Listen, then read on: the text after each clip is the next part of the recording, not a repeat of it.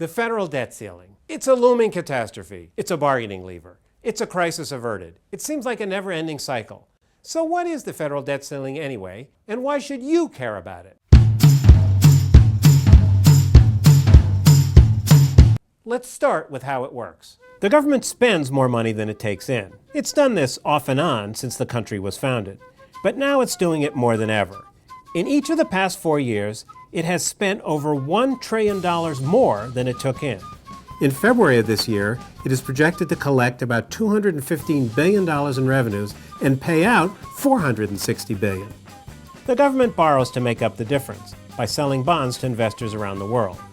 Nearly half of that debt is now held by foreigners, much of it by Japan and China. Each month that the government spends more than it brings in, that is, each month that the government runs a deficit, it has to borrow. The sum of all this borrowing is the federal debt. It's been growing, both in dollars and measured against the size of the economy. Until World War I, Congress had to vote each time the Treasury needed to borrow money.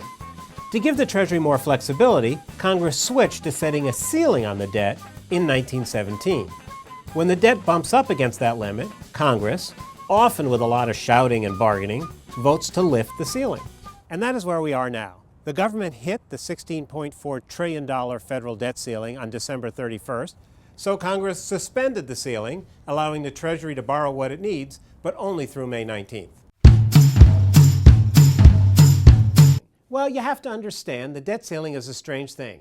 First, Congress votes to spend money the government doesn't have.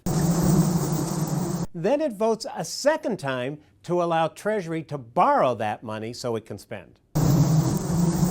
Refusing to raise the debt ceiling does not cut spending. It's like refusing to pay a credit card bill for stuff you've already bought.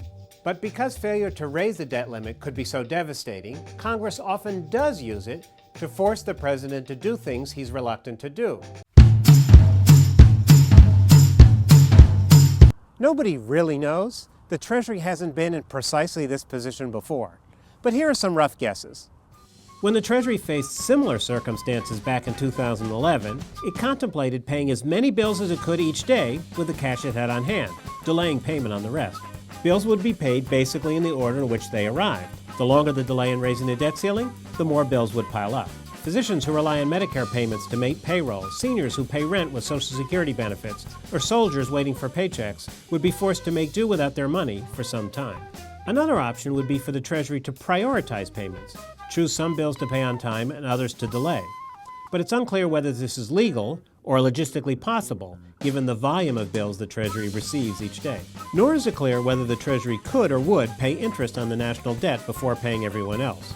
Any delays in paying interest would endanger the government's credit rating and shake confidence around the world in the ability of the U.S. government to manage its finances.